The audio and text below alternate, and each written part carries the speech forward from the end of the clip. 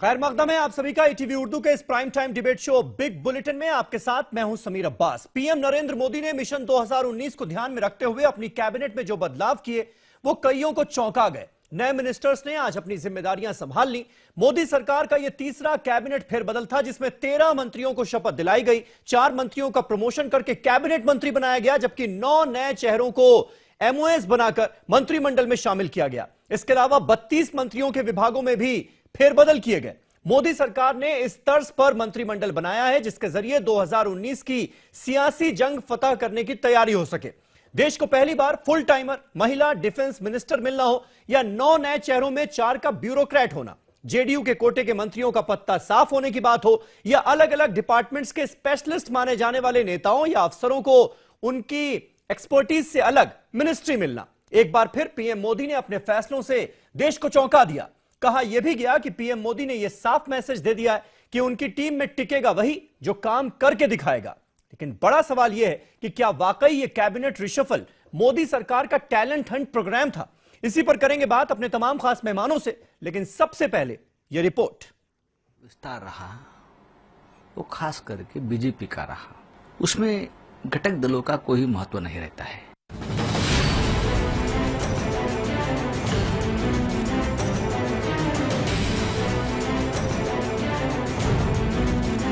Team Modi की नई सूरतगरी हुई है।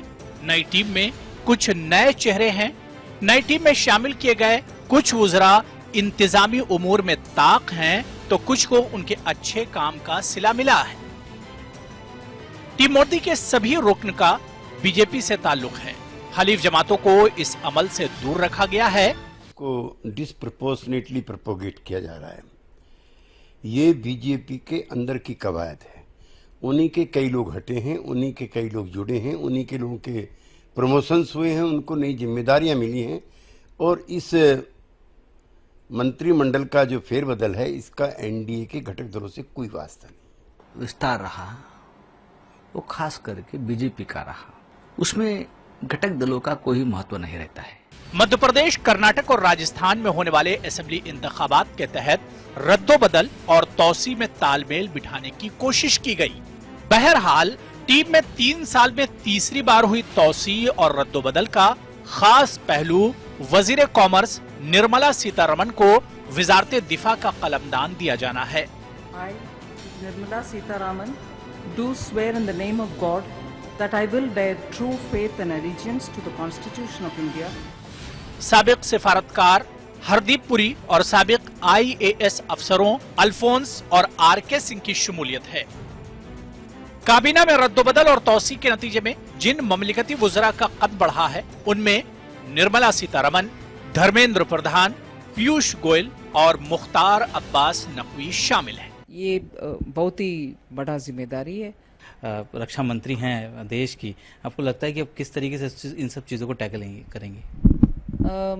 कभी भी डिसीजन सिर्फ मेरा व्यक्तिगत डिसीजन होता नहीं है। सरकार में सरकार कलेक्टिव डिसीजन ही होता है।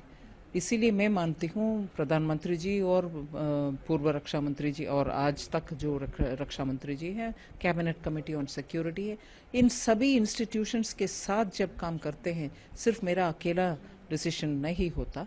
इसीलिए मैं मानती हूँ सबके सहमति से, सबके साथ लेकर के मैं जब काम करती हूँ इस चैलेंज को पूरे कर पाऊंगी। बुधवार वापस आने वाले हैं 6 तारीख को, उस तारीख में चार्ज लूंगी। पार्टी का, हमारी सरकार का और प्रधानमंत्री श्री नरेंद्र मोदी जी का एक संकल्प है कि सबका साथ सबका विकास और डेवलपमेंट विद डिग्निटी, सम्मान के साथ सशक्तिकरण। और हम शुरू से इस बात को कहते रहे कि बिना तुष्टीकरण के कैसे सशक्तिकरण किया जा सकता है, एम्पावरमेंट विदाउट अपीजमेंट कैसे हो सकता है, इस काम को हमने करके दिखाया है। और आने वाले दिनों में जो आखिरी पायदान पे खड़ा हुआ गरीब है, कमज़ोर तबका है, पिछड़ा है, अल्पसंख्यक है, उसकी आंखों में खुशी और उसकी ज़िंदगी में खुशहाली आए, इसको लेकर के हम शुरू से आवाज़ उठाते रहे हैं, शुरू से हम काम करते रहे हैं और आने वाले दिनों में वो चीज़ें आपको ज़मीन पे दिखेगी। वजारत दिफा को फुल टाइम वजीर मिला है। निर्मला सीतारमण नई वजीर दिफा हैं। दिफा का कलमदान पाने वाली वो मुल्क की दूसरी खातून है। उनसे कबल इंदिरा गांधी वजीर दिफा रह चुकी हैं। धर्मेंद्र प्रधान को स्किल डेवलपमेंट और वजारत पेट्रोलियम का कलमदान दिया गया है। वजारत रेल से सुरेश प्रभु की छुट्टी हो गई। इनकी जगह पीयूष गोयल को वजीर रेल बनाया गया है। इन्हें वजारत कोयला की इजाफी जिम्मेदारी भी दी गई है, जबकि वजीर बराए अक़लियती उमूर का भी कद बढ़ा है। इन्हें वजारत बराए अक़लियती उमूर की मुकम्मल जिम्मेदारी दे दी गई है। उमा भारती से गंगा सफाई और आबी वसाइल का काम छीन लिया गया है, जबकि शिव प्रताप शुक्ला को वजीर ममलिकत मालियात, अश्विनी कुमार चौबे को वजीर ममलिकत बराए सेहत और खानदानी बहबूद, कुमार को वजीर ममलिकत बराए खवातीन और अतफाल, अनंत कुमार हेगड़े को वजीर ममलिकत बराए स्किल डेवलपमेंट, गजेंद्र सिंह शेखावत को वजीर ममलिकत बराए ज़राअत, आर.के. सिंह को वजीर बराए तवानाई, हरदीप पुरी को शहरी तरक्की की जिम्मेदारी दी गई है। Bureau report, ETV news. तो क्या यह कैबिनेट रिशफल मोदी सरकार का टैलेंट हंट प्रोग्राम था? इसी पर करेंगे बात अपने तमाम खास मेहमानों से। तमाम खास मेहमानों का एक पैनल हमारे साथ जुड़ चुका है। हमारे साथ डॉक्टर सुहेली मेहता हैं, जो कि जेडीयू की स्पोक्स पर्सन है, पटना से वो हमारे साथ मौजूद हैं। तुहिन सिन्हा, भारतीय जनता पार्टी के स्पोक्स पर्सन, वो हमारे साथ मुंबई से मौजूद हैं। कमलाकर त्रिपाठी साहब, कांग्रेस पार्टी के नेशनल स्पोक्स पर्सन, मेरे साथ स्टूडियो में मौजूद हैं। सुनील साजन, समाजवादी पार्टी के स्पोक्स पर्सन, मेरे साथ लखनऊ से मौजूद हैं। और अमीर हैदर जैदी साहब, सीपीआई के सीनियर लीडर, वो भी मेरे साथ स्टूडियो से मौजूद हैं। और सीनियर जर्नलिस्ट शरद प्रधान साहब लखनऊ से हमारे साथ इस बहस का हिस्सा हैं। सबसे पहले तुहिन, मैं आपसे जानना चाहूंगा, कहा यह जा रहा है कि इस कैबिनेट रिशफल की जरूरत इसलिए पड़ी क्योंकि सरकार की जो लोक लुभावन योजनाएं थी, जिसके दम पर बड़े बड़े दावे और वादे किए गए थे देश की जनता से, वो पूरे नहीं कर पाए, वो पूरी नहीं कर पाई सरकार, जिसकी वजह से कैबिनेट रिशफल के लिए मजबूर होना पड़ा। उसमें नमामि गंगे परियोजना का जिक्र आता है, गंगा की सफाई के नाम पर काम हुआ जीरो। बुलेट ट्रेन का आपने सपना दिखाया, रेल मंत्रालय लगातार नाकाम हुआ, एक के बाद एक्सीडेंट्स यहां तक हुए कि लोग रेल में सफर करने से पहले डरने लगे। स्किल डेवलपमेंट जिसका सबसे ज्यादा ढिंडोरा पीटा गया, लेकिन हकीकत में कुछ हुआ नहीं। इस वजह से मजबूर होना पड़ा आपको, और दरअसल एक तरह से सरकार ने अपनी नाकामियां मानी हैं इस कैबिनेट रिशफल के जरिए, यह कहा जा रहा है। क्या ऐसा ही है?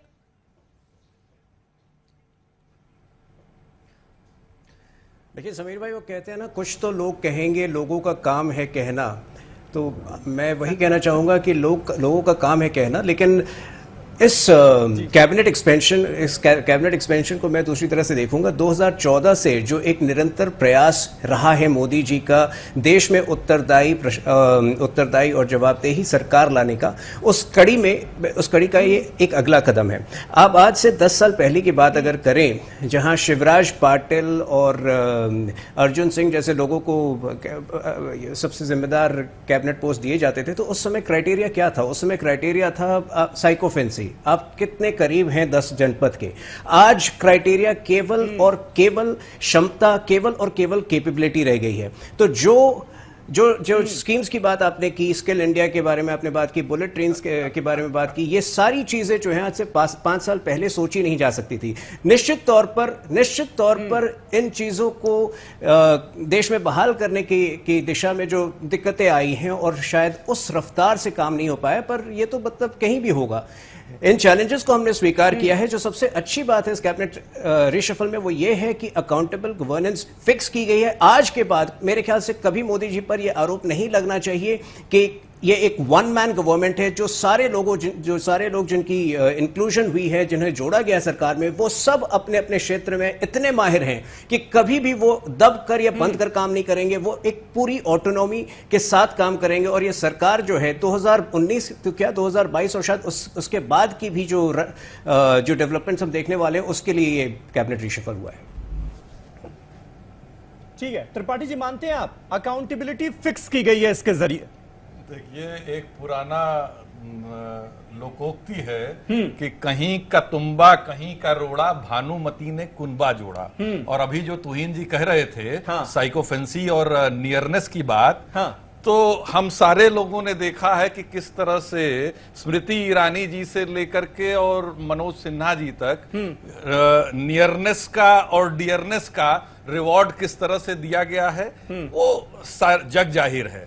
सबसे बड़ी बात यह है यहाँ पे मैं आना चाहूंगा कि जो कैबिनेट रिशफल हुआ है वो किस आधार पर आपने किसको क्या दिया है।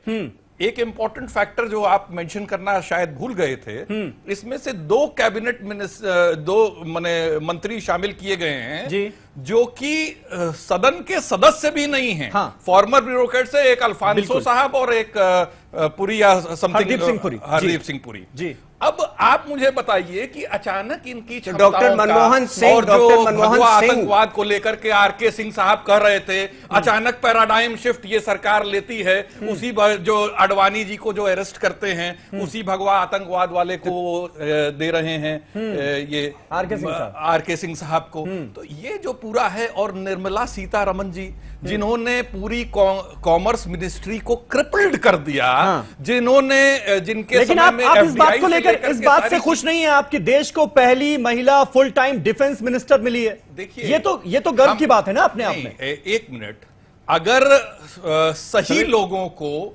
टैलेंटेड लोगों को, बेहतर लोगों को चीजें मिलें, सिर्फ टोकनिज्म के लिए अगर आप कोई काम कर रहे हैं, सुरेश प्रभु जी की रेल तो वो रेल हो गई थी जो कि पूरी तरह से जो है वो प्रभु भरोसे ही चल रही थी। 361 एक्सीडेंट्स जो है वो उनके कार्यकाल में हुए। आप ये समझिए, ये बुलेट ट्रेन की बातें करते हैं और पैसेंजर सेफ्टी तक का इनको ध्यान नहीं रहता।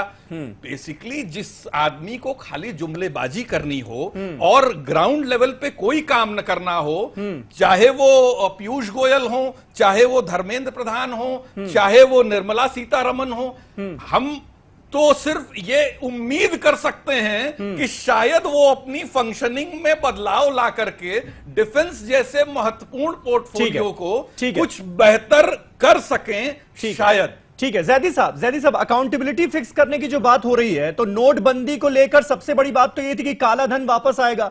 काला धन कितना वापस आया, आज ही की खबर है कि आरबीआई ने पार्लियामेंट्री पैनल से कहा है कि हमको नहीं पता। तो यहां पर तो अकाउंटेबिलिटी फिक्स हुई नहीं। समीर भाई, अगर नोटबंदी, नोट बैन, डिमोनेटाइजेशन बड़ा फेल्योर रहा तो इसकी अकाउंटेबिलिटी कैसे और कौन फिक्स करेगा? दिखा तो नहीं। समीर भाई, हमारे मित्र कांग्रेस के बोल रहे थे कि पूर्व नौकरशाह की एक आदत होती है कि उसकी अपनी कोई विचारधारा नहीं होती, वो अपने बॉस को यस सर कहता है। हाँ। और राजनेता जो होता है उसकी एक विचारधारा होती है, वो वहां पे सोचने का, विश्लेषण करने का काम करता है, जो मोदी सरकार में नजर नहीं आता। अभी मोदी, बीजेपी के मेरे मित्र कह रहे थे कि साहब ये अब इल्जाम नहीं लग सकता कि मोदी एकमात्र नेता है।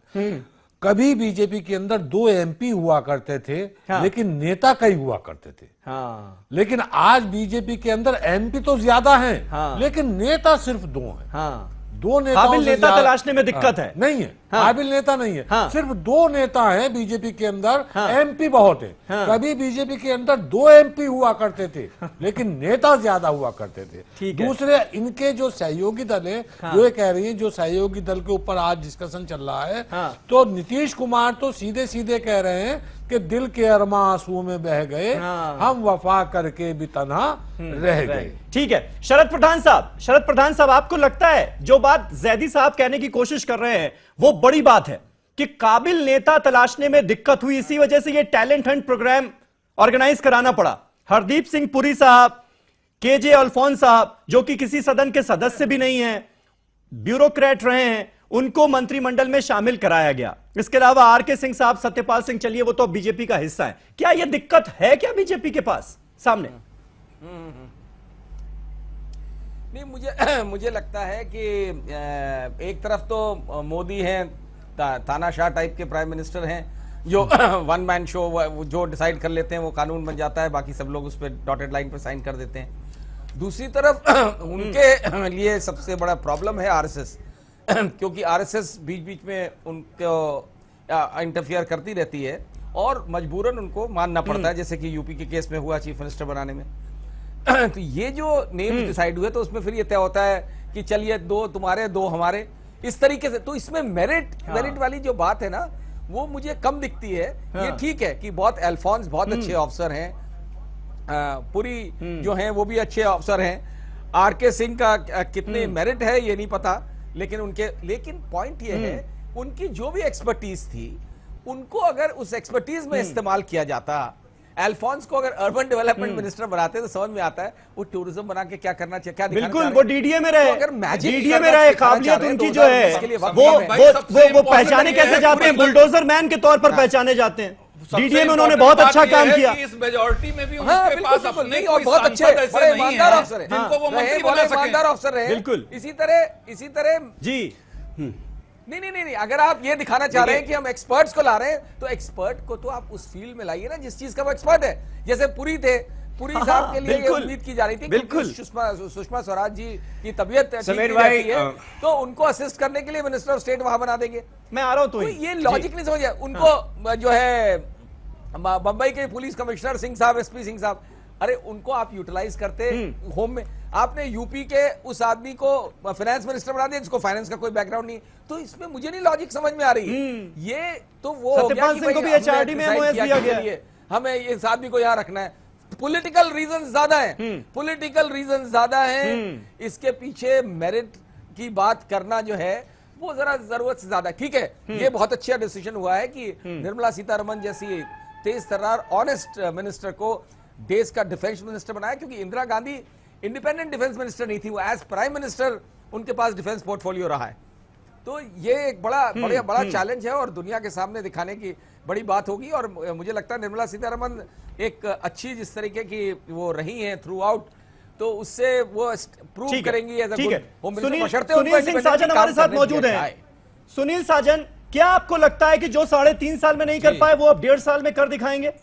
इस रिशफल के बाद कुछ उम्मीद जागती है क्या वादों के पूरे होने की?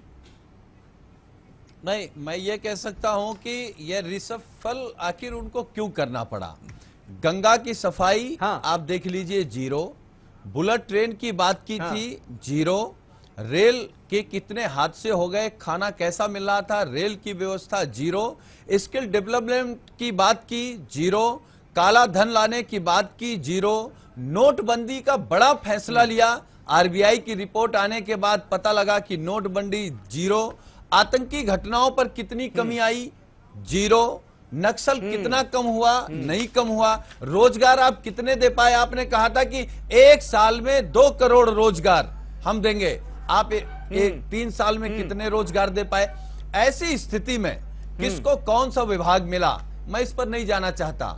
हालांकि मुझे चैनल पे बात नहीं कहनी चाहिए, लेकिन क्योंकि ये इलेक्ट्रॉनिक चैनल है और सोशल मीडिया पे हम 2 दिनों से एक चीज को देख रहे हैं, बहुत तेजी के साथ सोशल मीडिया में वो मैसेज घूम रहा है और लोग लिख रहे हैं कि अगर ताश के पत्तों में सभी जोकर हैं तो आप कितनी बार भी फेंट लीजिए, उसका कोई मतलब नहीं है। तो मुझे लगता है कि अपनी जो जुमले थे, जो वादे थे, जिन पर इस देश की जनता ने भारतीय जनता पार्टी पर भरोसा करके उनको प्रधानमंत्री बनाया, उनको बहुमत दिया, उनको आखिर क्या मिला? तो आपने फिर ऐसे लोगों को बना दिया। इसमें क्या हुआ, इसमें आपने जन प्रतिनिधियों से ज्यादा, जो जनता से चुन के आए, उनसे ज्यादा आपने उम्मीद की अपने सिलेक्टेड लोगों पर, उनसे ज्यादा आपने उम्मीद की बाहर से आए अधिकारियों पर। तो आप तो तानाशाही की तरीके से सरकार चला रहे हैं।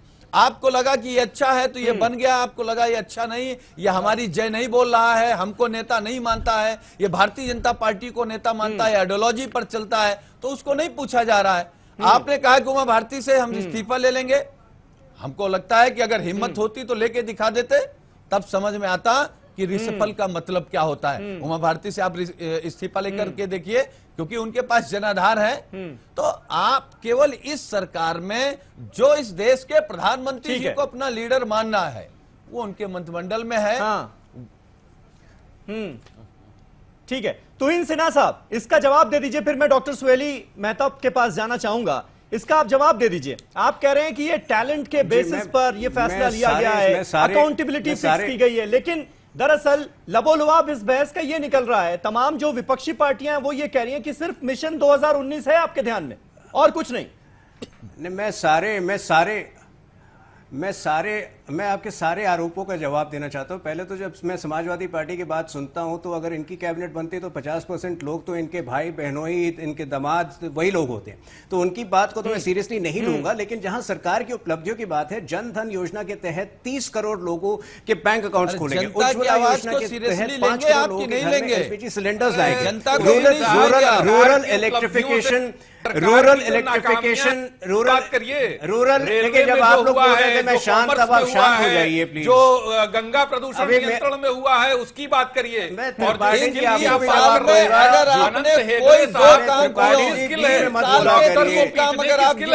जिसका वीडियो वायरल हुआ था, या जेएनयू के बारे में, जिस पार्टी जी जब आप बोल रहे हैं मैं शांत रहता हूँ, लेकिन आप में उनके बारे में पोस्ट करने का जो है उल्टा सीधा, ये स्किल डेवलपमेंट है अनंत हेगड़े साहब का। त्रिपाठी जी आपने क्या किया है और किन मंत्रालयों में किस आपने 2 करोड़ रोजगार देने की बात की थी और एक नोटबंदी ने 15 करोड़ रोजगार ले लिए। जवाब नाकामियों की बात करिए तो सवाल बहुत सारे जवाब हमने प्रधानमंत्री मुद्रा योजना के तहत 7 करोड़ लोगों को एंटरप्रेन्योर सेल्फ एम्प्लॉयड बनाया है, ये उसका जवाब है। प्रधानमंत्री मुद्रा योजना के स्टैटिस्टिक्स आप देख लीजिए। बाकी रूरल इलेक्ट्रिफिकेशन का जहां तक सवाल है, देश में 75% लाल किले से झूठ बोलते हैं। 75% लोग जो है 75% घरों में केवल इलेक्ट्रिक मिनिस्ट्री का आंकड़ा आता है कि 4.2 लाख का आंकड़ा आता है। आपके वित्त मंत्री कुछ और बोलते हैं और हमने 91 लाख नए टैक्स पेयर्स ऐड किए हैं, जो है वो आंकड़ा दे रहे हैं। हमने 91 लाख नए टैक्स पेयर्स ऐड किए हैं। और अभी कैबिनेट रिशफल की बात हो रही है, उसकी बात करिए। किस व्यक्ति को आपने कैबिनेट अगर दिया है रिशफल करके, कैबिनेट रिशफल की बात कर रहा हूं। त्रिपाठी जी आज त्रिपाठी जी अब आप शांत हो जाइए। कहते हैं कि पानी नहीं है तो देखिए त्रिपाठी जी सबसे पहले डॉक्टर सुहेली मेहता हमारे साथ हैं, डॉक्टर सुहेली मेहता हमारे साथ हैं, जेडीयू की स्पोक्स पर्सन है। आरोप लगा डॉक्टर मेहता ठीक है, मैं तो इन आऊंगा आपके पास, डॉक्टर मेहता को जोड़ लूं बहस में। डॉक्टर मेहता, मैं आपसे जानना चाहूंगा, ये जो जेडीयू के साथ हुआ ये क्या हुआ? किसी को कुछ समझ में नहीं आया। लालू यादव ट्वीट कर रहे हैं कि झुंड से भटकने के बाद बंदर को कोई नहीं पूछता। क्या जेडीयू, जिसको पूरा भरोसा था कि 2 सीटें मिलने वाली हैं, मंत्रिमंडल में शामिल होने वाले हैं, पूरी तैयारियां कर ली, कितनी निराशा है इस वक्त? हमारी पार्टी पहले ही स्पष्ट कर चुकी है, कई बार के बयानों में हम लोगों ने कह दिया है कि ऐसा कोई भरोसा नहीं था और ऐसी कोई बात नहीं थी। न भारतीय जनता पार्टी ने कुछ कहा, न जनता दल यूनाइटेड ने कुछ कहा। ये सिर्फ मीडिया पे चली, ये इन सारी बातों की चर्चा सिर्फ मीडिया पर हुई, इसलिए ऐसी कोई बात नहीं थी। और ये सबसे पहले ये जान लीजिए कि ये एनडीए का मीडिया में इतनी सारी बातें चल रही थी तो नीतीश कुमार ने इनकार क्यों नहीं कर दिया कि हम नहीं शामिल होने जा रहे हैं एनडीए में, सरकार का हिस्सा नहीं बनने जा रहे? आज आप ये बात कह रही हैं। भारतीय जनता पार्टी के एक मिनट सुन लिया जाए, ये भारतीय जनता पार्टी के अंदर का ये रिसफलिंग था। एनडीए में किसी भी अन्य घटक दल को इस बार के रिसफलिंग में किसी को भी नए सदस्य को नहीं जोड़ा गया। ये बात स्पष्ट है और इस बात को समझने की जरूरत है। आपके जो चीफ स्पोक्स पर्सन हैं केसी त्यागी साहब, वो कह रहे हैं निराशा है, डिसअपॉइंटमेंट है कि हम सरकार में नहीं शामिल हो पाए। निराशा है इस बात की, और लालू यादव को तंज कसने का मौका दे दिया बीजेपी ने। हमारी पार्टी के राष्ट्रीय अध्यक्ष ने स्पष्ट कर दिया है और उनसे ऊपर कोई बयान हो नहीं सकता है। और दूसरी बात रही नहीं तो ऐसे आप लालू प्रसाद जी डिसएसोसिएट, तो वो क्या बोलते हैं वो बोलते रहते हैं। उनको बोलने की आदत है, बयानों से करेंगी उनको बोलने की आदत है। उनको किसी भी तरह मीडिया में आना शरद यादव जो कहें, अब केसी त्यागी को भी आप उसी लिस्ट में ला रही हैं क्या? नहीं जाते हैं, नहीं, हम किसी भी लिस्ट में नहीं आ रहे हैं। हमारे सबसे ऊपर में राष्ट्रीय अध्यक्ष हैं और उनका बयान आपकी मीडिया के सामने में आ गया है, इसलिए इसके ऊपर कोई बात हो नहीं सकती है, ये हमारा कहना है। लेकिन जो बयान आया है उस पर भी सवाल खड़े हो रहे हैं ना, सवाल खड़े हो रहे हैं। क्यों उन्होंने इनकार नहीं किया जब मीडिया में लगातार ये खबरें चल रही थी? बयान देने और आपके नेता अलग अलग चैनल्स पर इंटरव्यू दे रहे थे। बच नहीं गया है। या आज आपके पास बोलने के लिए कुछ नहीं बचा? ये भी एक सवाल है। समीर भाई एक गाने की लाइन है, 4 दिन से कि 1 मिनट वफा की है उम्मीद, जो नहीं जानते वफा क्या है। ठीक है, आप ये सोचिए बाहर से ये बेगानी शादी में अब्दुल्ला दीवाना होने लगे, बताइए ये कौन सी बात है? बेगानी शादी में अब्दुल्ला दीवाना, ये गलत बात है। बिल्कुल, एक छोटा सा ब्रेक लेना पड़ेगा मुझे, यहाँ पर एक छोटा सा ब्रेक लेना पड़ेगा। ब्रेक के बाद दोबारा लौटते हैं और बहस को आगे बढ़ाते हैं शिवसेना के बयान को जोड़ते हुए, जिसमें कहा गया है कि ये एनडीए की मौत है, ये बीजेपी का कैबिनेट रिशफल है, एनडीए की मौत हो चुकी है। एक छोटे से ब्रेक के बाद फौरन होते हैं हाजिर।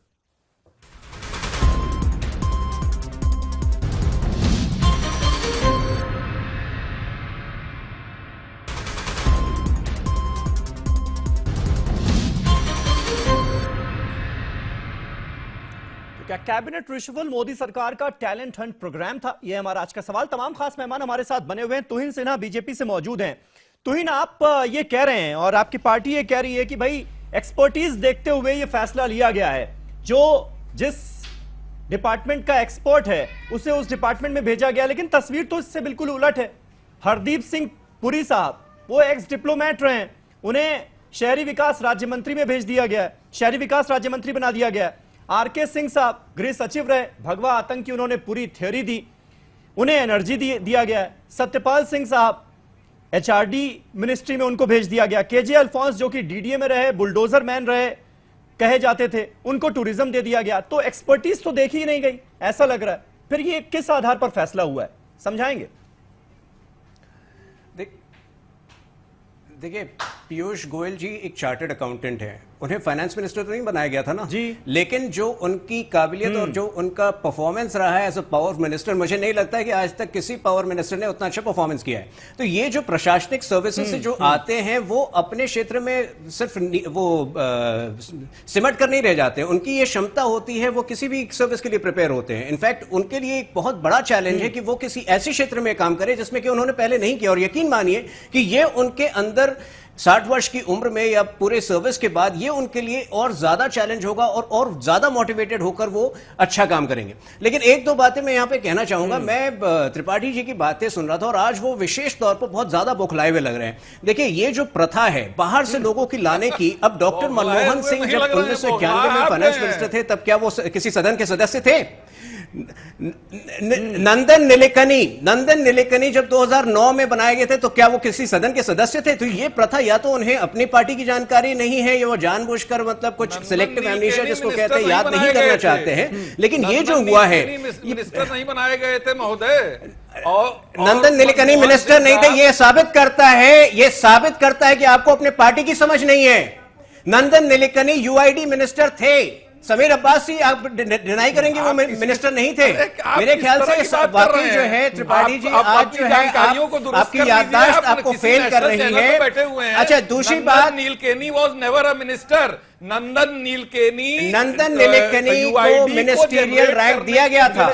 मिनिस्टर के दर्जे की बात कर रहे हैं जहां तक मुझे। अरे मिनिस्टर भाई, उन्हें मिनिस्ट्रियल रैंक दिया गया था, उन्हें मिनिस्ट्रियल रैंक दिया गया था। चैनल पे बोला करिए तो तथ्यों के साथ बोला करिए। आप 2 मिनट बैठ के गूगल सर्च कर लीजिए। मुझे वो आप एक काम करिए, जिन्होंने सर्व शिक्षा उन्हें मिनिस्ट्रियल रैंक दिया गया था।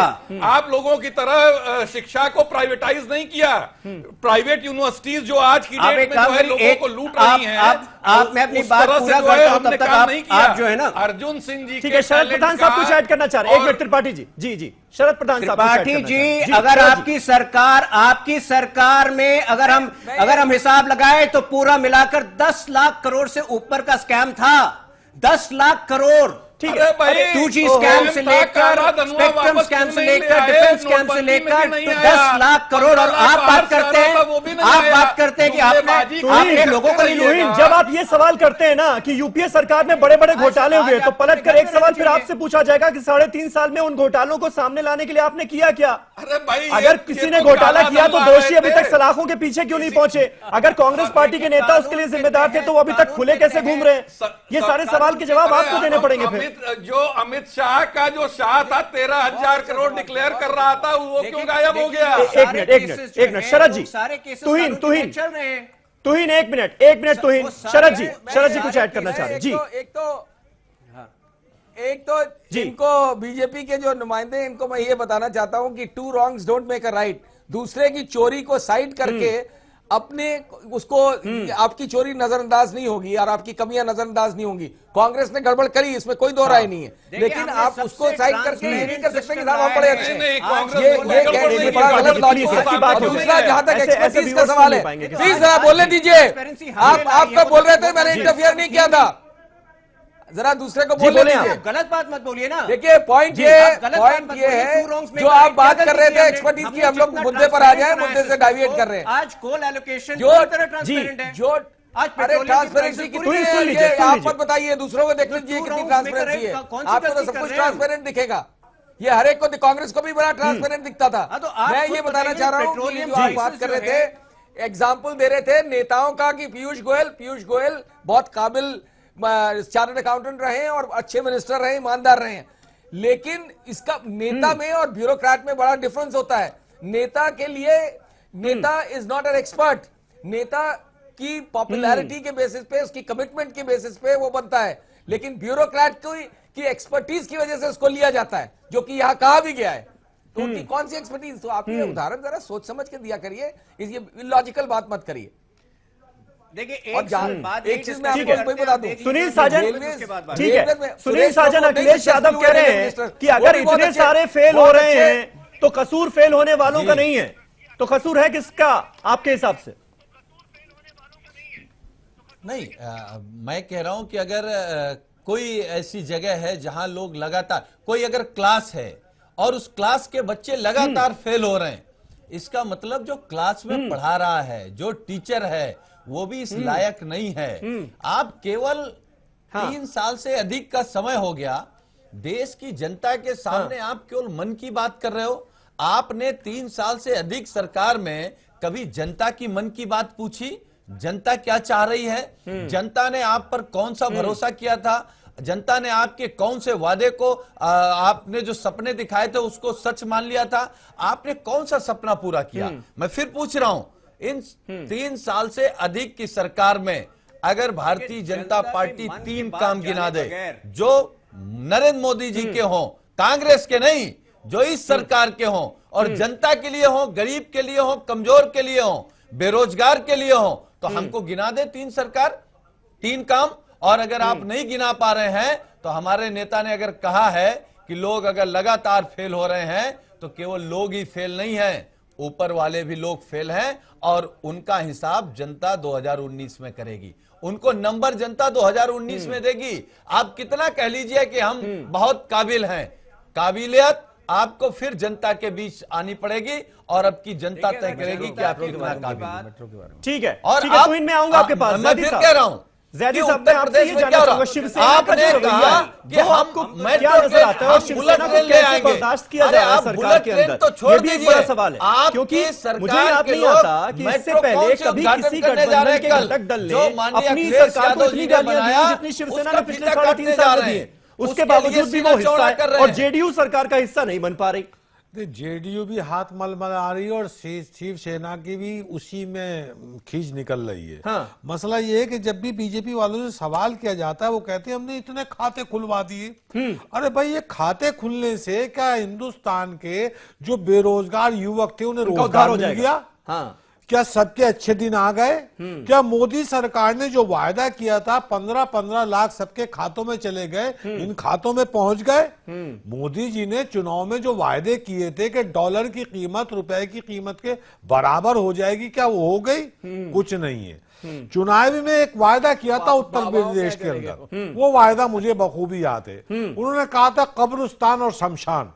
तो ये सरकार बहुत दूरदृष्टि है मोदी जी कि कब्रिस्तान और शमशान की आवश्यकता होगी इनके कार्यकाल में। वो ये भर रहे हैं, कहीं गोरखपुर के अंदर बच्चों से भरा जा रहा है, उस पर कोई बात नहीं होगी। फर्रुखाबाद में हो गया और कई सरकारी स्कूल उत्तर प्रदेश, सरकारी हॉस्पिटल उत्तर प्रदेश के जहां हैं, जहां बच्चों को सुना है गरीब बच्चे अगस्त के महीने में मरते हैं। चाहे वो हरियाणा हो या किसान आंदोलन हो, वहां गोली से किसान मरता है, उस पर ये नहीं बोलेंगे। समीर जी, बीजेपी के लिए 13 का आंकड़ा बड़ा अशुभ है। कभी 13 दिन की मोदी वाजपेयी जी की सरकार चली गई थी, 13 हो गई थी, फिर 13 महीने के बाद 13 हो गई थी। अब 13 नए मंत्रियों को ये सोच के शपथ दिलाई है कि मोदी सरकार की जो विफलताएं हैं उनको ये आके सही करेंगी।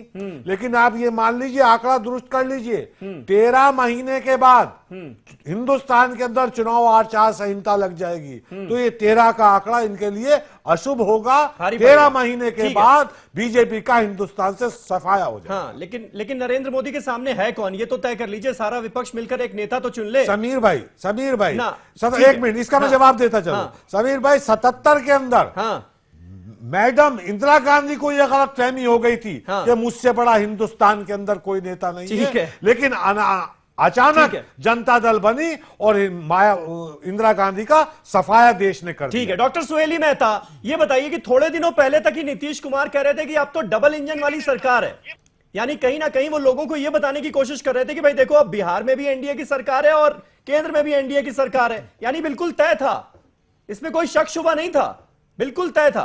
कहा यह जा रहा था कि बस अब शामिल होने ही वाले हैं जेडीयू के मंत्री। क्या हुआ ऐसा कि जो पत्ता साफ हो गया? बिल्कुल डबल इंजन की सरकार है, बिल्कुल डबल इंजन की सरकार है, और इसमें कोई जरूरी नहीं है कि मंत्री बनकर ही उस इंजन को और रेलगाड़ी को चलावे लोग, ऐसी कोई बात नहीं होती है।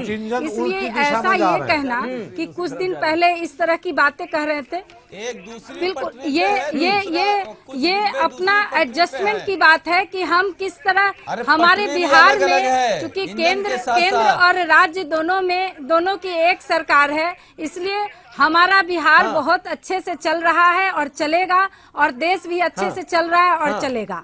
तो बिहार की जनता को कितना बड़ा धोखा दिया आपने।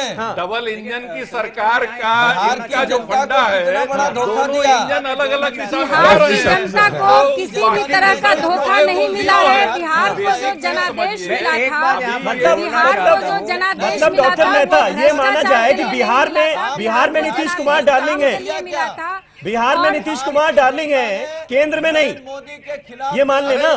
बिहार में, यूपी में, जहाँ डबल इंजन की सरकार का बयान आता है, बच्चों की लोग बच्चे पैदा करके सरकार करने के लिए छोड़ दे रहे हैं। अरे इतनी निकम्मी सरकार देश और जिस पॉलिसी के तहत उन्होंने मंत्रिमंडल का विस्तार किया है, और ये प्रधानमंत्री जी का विशेषाधिकार है, इसलिए इसमें किसी को बोलने का हक नहीं है, और किसी के भी पेट में दर्द होने की भी कोई बात यहाँ पर नहीं आ रही है। ये जबरदस्ती जो सब बेचैन हो रहे हैं, अपनी बेचैनी को कम कर ले। भाजपा भी अपने जगह पर है और जनता दल यूनाइटेड भी अपनी जगह पर है, इसलिए ज्यादा बेचैन न हो, अपनी सोचे, सभी लोग अपनी सोचे, और सारी चीजें की जा रही हैं, और हमारी स्कीम्स का और विद्रुप स्वरूप बनाकर जी तो कांग्रेस वो पूछ रही है, कांग्रेस के पेट में क्यों दर्द हो रहा है? हमारे मंत्री बनने थे, नहीं बने। हमारे मैं क्या कर रहा हूँ, हमको दर्द नहीं, जब आपको दर्द नहीं है तो हमें क्या दर्द है? हम तो ये बता रहे हैं, आईना दिखा रहे हैं। ठीक है सुरेश प्रभु साहब भी चार्ट समीर भाई, एक बात आपको बता दूं, शरद प्रधान जी, बीजेपी के बीच जो संबंध है वो बहुत मधुर है। एक मिनट सर जैदी साहब, शरद प्रधान जी, क्या वजह नजर आती है आपको? नीतीश कुमार बिहार में तो डार्लिंग है, लेकिन केंद्र में नहीं। देखिए, नहीं बिल्कुल, ये उनकी स्पोक्समैन है जो कह रही हैं, इनकी नीतीश कुमार की पार्टी की, उनकी बात से ही जाहिर हो गया है कि वो कितनी घबराए हुए हैं तानाशाह रवैये से मोदी के। उन्होंने कहा कि उनका प्रिरोगेटिव है, वो चाहे जिसको ले चाहे ले, इनका इसका मतलब है कि ये पार्टनर नहीं है, सरकार में पार्टनर नहीं है। आप लोग उनके छोटे पार्टी के तहत नहीं लग रहा है, आप तो खुद ही कह रही हैं। अरे आपका राइट है, आपका राइट है। समीर भाई, यहाँ पे मैं 1 मिनट की लाना चाहूंगा। लोकतंत्र कोएलिशन पार्टनर का अधिकार होता है। मैं कह रहा हूँ लोकतंत्र में कोएलिशन पार्टनर के अधिकार होते हैं कुछ, और वो अधिकार आपको डिनाई कर रहे हो। आप बोल रहे हैं जी भाई साहब बहुत सही है, आप जो कर रहे हैं वो सही कर रहे हैं। क्या ये दिक्कत हो रही है? बराबरी का रिश्ता नहीं हमारे है, राष्ट्रीय ये जाहिर होता है अध्यक्ष का बराबरी का अगर रिश्ता आपने नहीं है। बयान सुना होगा ये तो आप उस बयान देखिए को मैं यहाँ पे समझ लीजिए। एक मिनट जरा आपको हमें ये बोलने बात दीजिए, आप बताना बातें चाहूंगा कर लीजिए। समीर भाई, राष्ट्रीय प्रवक्ता का भी नाम सुना है कि इससे क्या बड़ा किताब का स्पष्ट हो भाई? गया है, ये पद- या तो पद आपके के लिए प्रवक्ताओं ये पर इसका आपका कोई मतलब कंट्रोल पद नहीं के है। आप लिए ये मानती लोग हैं- लालच में आप लोग बेचैन हो रहे हैं। आपकी- हमारे यहाँ ऐसी कोई बात नहीं है, हमारा बिहार अच्छे से चल नहीं रहा नहीं है। हम भी बेचैन हो रहे हैं, हमें क्या फर्क पड़ता है, हम तो आपको खाली बता रहे हैं। इससे आपकी बात से ये जाहिर होता है कि आप ये कहने को तैयार है कि ये सरकार भाजपा की है, एनडीए की नहीं है। तुहिन सिन्हा इस बात का जवाब दीजिए। ठीक है शरद जी एक मिनट डॉक्टर मेहता एक मिनट। तुहिन सिन्हा इस बात का जवाब ये खाली ये दीजिए कहना कि चाह रहा आपके हूं, सहयोगी दल को, क्या वो सहयोगी दल जो एक सरकार में शामिल है, शिवसेना, उसको ये क्यों कहना पड़ रहा है कि एनडीए की मौत हो चुकी है? ये कैबिनेट रिशफल सिर्फ बीजेपी का रिशफल है।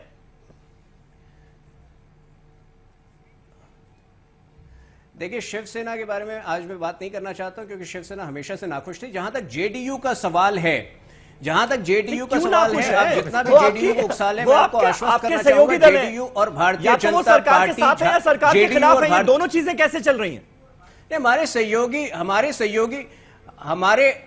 हमारे सहयोगी दल हैं। तो आप पिछले 3 साल का इतिहास देख लीजिए, वो हमेशा वो विवाद में रहे, हमेशा वो कुछ ऐसी बातें करते रहे हैं। ये जो क्राइटेरिया बहुत स्पष्ट है। जेडीयू का जहां तक सवाल है, जेडीयू और भारतीय जनता पार्टी के बीच जो रिश्ते हैं बहुत मधुर हैं और इस वक्त जो है अगर उन्हें इंक्लूड नहीं कर पाया गया क्योंकि वो 1 महीने पहले हमारे साथ आए हैं, कुछ संबंध मधुर नहीं हो पाई वो थी। तो सरकार लेकिन आज ना कल वो हमारे सरकार में शामिल मधुर है, उनको आप लेने को तैयार नहीं है।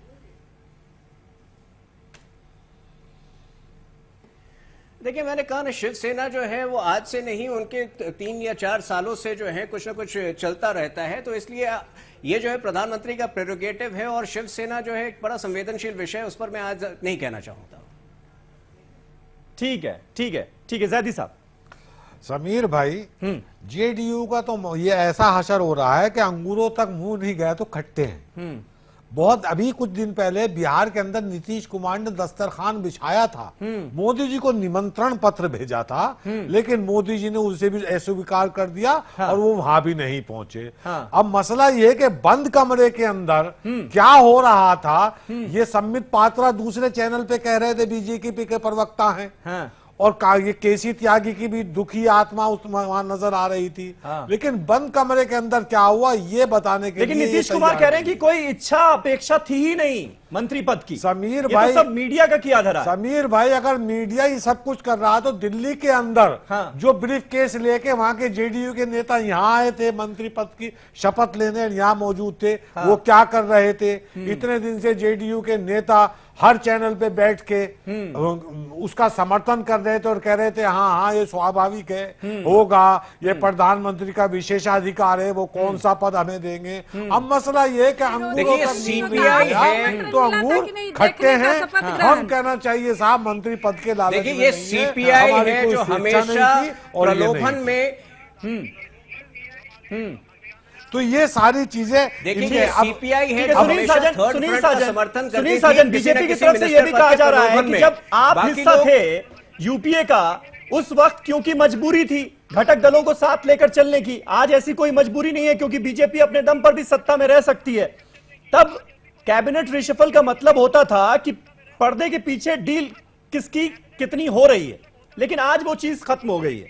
इसलिए आज प्रधानमंत्री को जो लगता है कौन अच्छा काम कर रहा है कौन नहीं कर रहा है, उस आधार पर फैसले किए जा रहे हैं टैलेंट को देखते हुए। ये मानेंगे आप बात?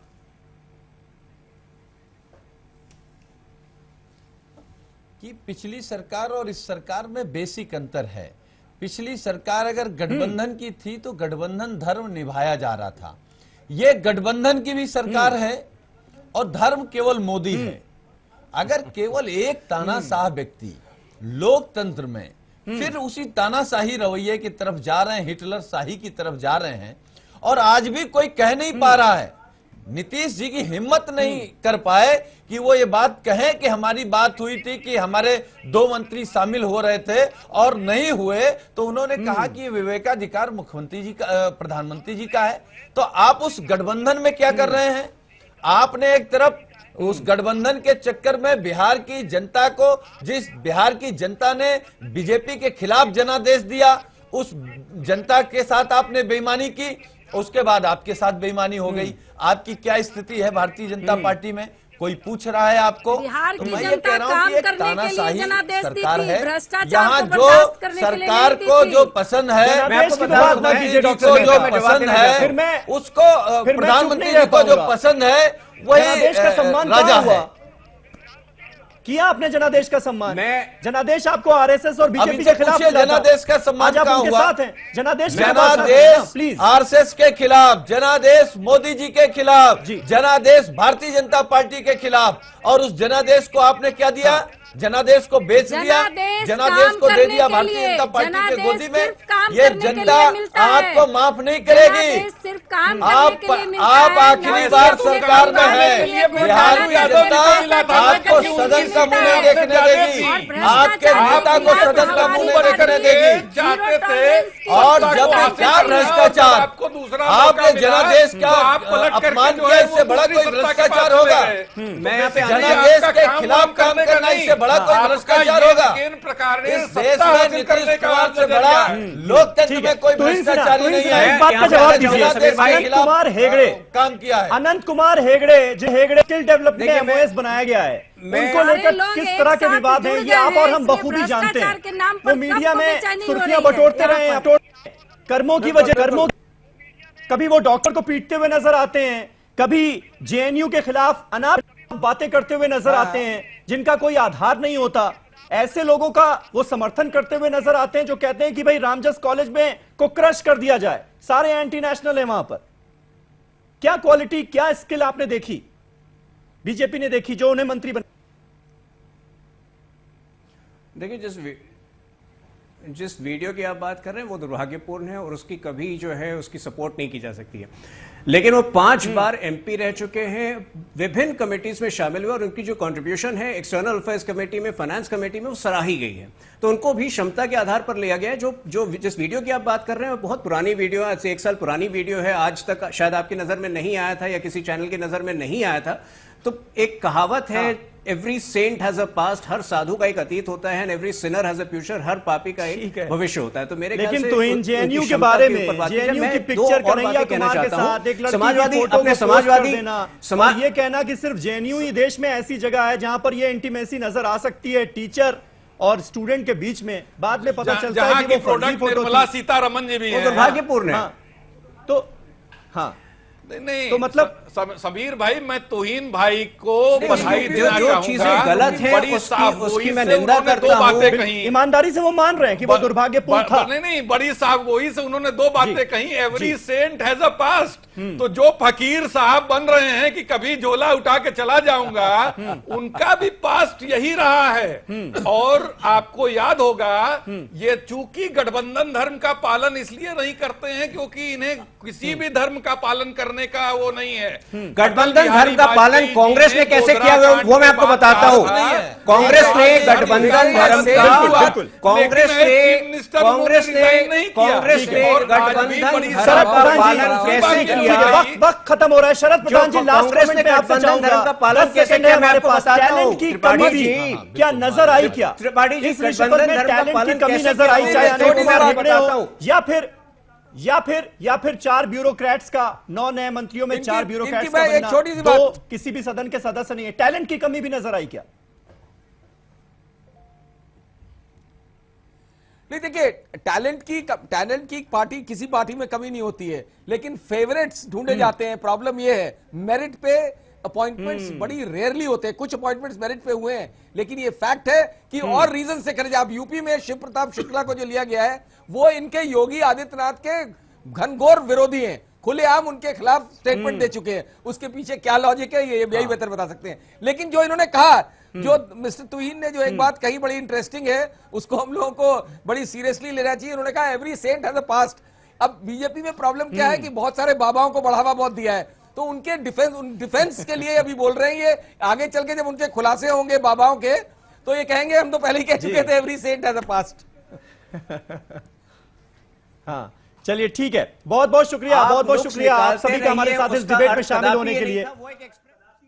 कोएलिशन धर्म का ठीक है, शरद प्रधान जी, अरे तुहीन सिन्हा साहब, एक minute, even dacoits has a past. Abbas. हाँ ठीक है, वक्त अब मैं खत्म नाम हो नहीं चुका है। लूंगा राष्ट्रीय अध्यक्ष का जो पार भी रहे हैं। वक्त खत्म हो चुका है। बहुत बहुत शुक्रिया डॉक्टर मेहता, आपका भी बहुत बहुत शुक्रिया। कमलाकर त्रिपाठी जी, अमीर हैदर जैदी साहब, सुनील साजन, बहुत बहुत शुक्रिया। जनता तो बस ये चाहती है कि जो वादे उससे किए गए थे इलेक्शन के टाइम पर वो जल्द से जल्द पूरे हों। 3.5 साल लगभग गुजर चुके हैं, 1.5 साल बाकी हैं। अब सरकार क्या कर पाएगी इस पर सबकी नजर रहेगी, जनता की नजर तो है ही, मीडिया की भी नजर है। बहुत बहुत शुक्रिया। कल एक नए टॉपिक पर नई डिबेट के साथ हाजिर होऊंगा। तब तक तमाम खबरों के लिए आप देखते रहिए ईटीवी उर्दू।